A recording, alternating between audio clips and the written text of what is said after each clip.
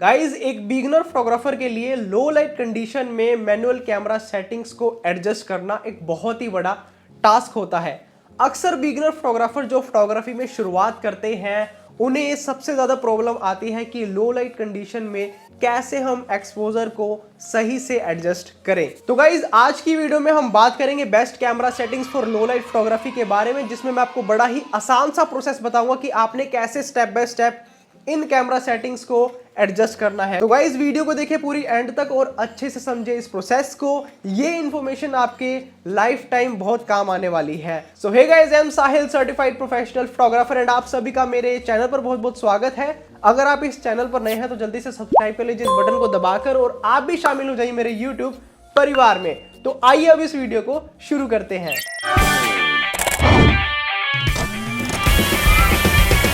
जानिए फोटोग्राफी और video production से रिलेटेड हर एक बात। Watch, learn, enjoy.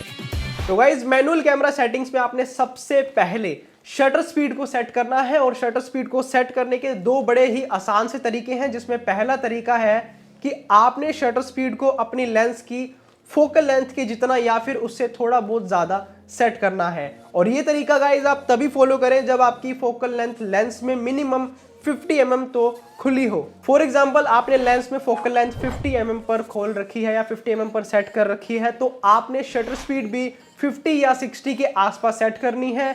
या फिर मान लीजिए आपने जो फोकल लेंथ है वो 100 mm पर सेट कर रखी है, तो आपने शटर स्पीड भी 100 या फिर 120 इसी के आसपास सेट करनी है। बट अगर गाइज आपकी लेंस की फोकल लेंथ 50 mm से ज्यादा नीचे है, मान लीजिए 24 mm है, तो उस केस में आपने मिनिमम शटर स्पीड तो 1/50 रखनी ही है। तो देखिए गाइस, अभी मैंने अपने कैमरे में फोकल लेंथ जो है 50 mm पर सेट कर दी है। अब मैं इसी के हिसाब से शटर स्पीड सेट करूंगा। तो शटर स्पीड मैं यहाँ पे सेट करने वाला हूँ 50 पर। ये मैंने सेट कर दी 50। आप 50 या 60 के आसपास सेट कर सकते हैं, इसके आसपास की स्पीड हो। इसी तरह से अगर मैं अपनी फोकल लेंथ चेंज करता हूँ, मान लीजिए मैंने 85 पर सेट कर दी, तो मैं इसके अकॉर्डिंग ही अब शटर स्पीड चेंज करूँगा। तो अब हम शटर स्पीड बढ़ाएंगे और हम लेके जाएंगे 80 या 100 के बीच में। यहाँ मैंने सेट कर दी 100। तो आपने जितनी भी फोकल लेंथ चेंज करनी है उसके हिसाब से शटर स्पीड सेट करनी है।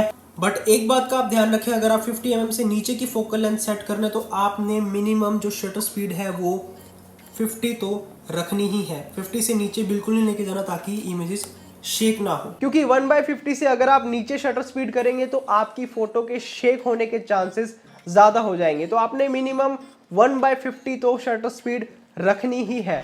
दूसरा तरीका है गाइस कि अगर आप शटर स्पीड 1/50 से भी नीचे लेके जाना चाहते हैं तो उस केस में आपको ट्राइपॉड को यूज करना होगा। आपने ट्राइपॉड पर अपने कैमरा को माउंट करना है और उसके बाद आप शटर स्पीड 1/10 या 1/20 जितनी आप लो चाहें उतनी कर सकते हैं, जिससे होगा ये कि ज्यादा से ज्यादा लाइट आपके कैमरा में आ पाएगी।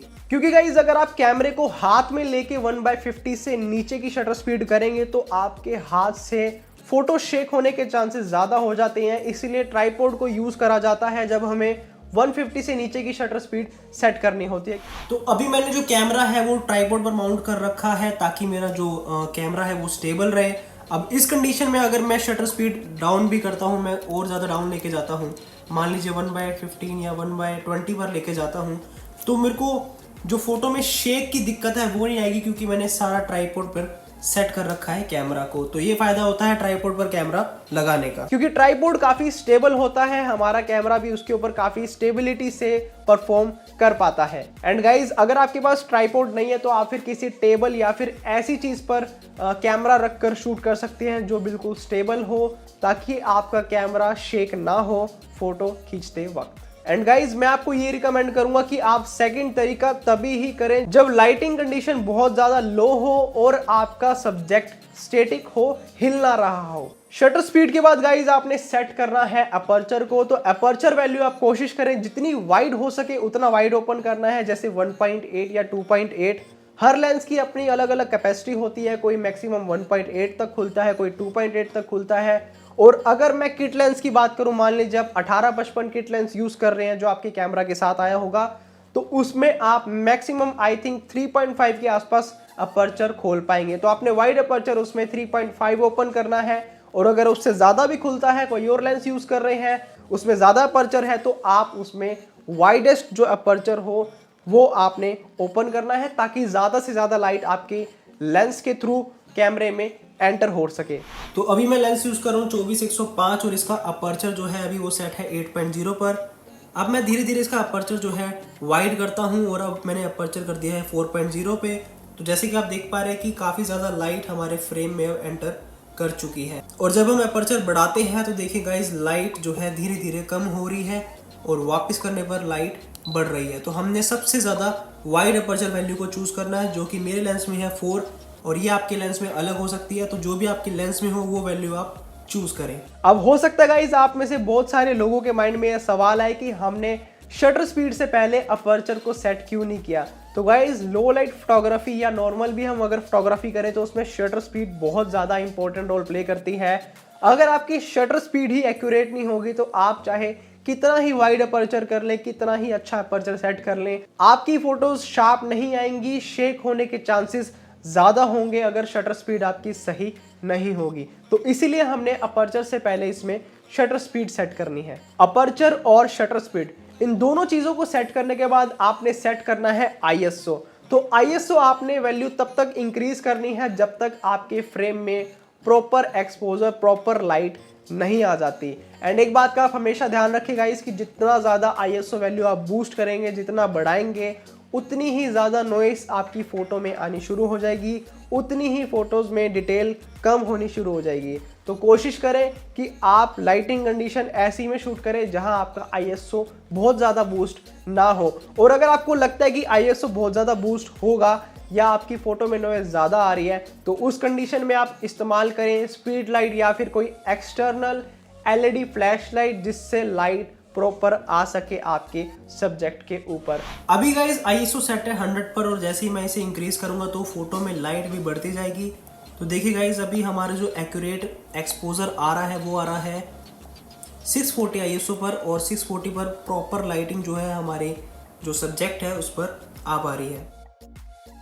गाइज, अगर आपको ISO, शटर स्पीड या फिर अपर्चर के बारे में बिल्कुल भी आइडिया नहीं है कि वो क्या होता है, तो मैंने उस टॉपिक पर भी वीडियोस बनाई हुई है जिनका लिंक आपको नीचे डिस्क्रिप्शन बॉक्स में मिल जाएगा। आप वहां से उस चीज की भी जानकारी ले सकते हैं। अब आते हैं मोस्ट इंपॉर्टेंट स्टेप पर, वो है फोकसिंग।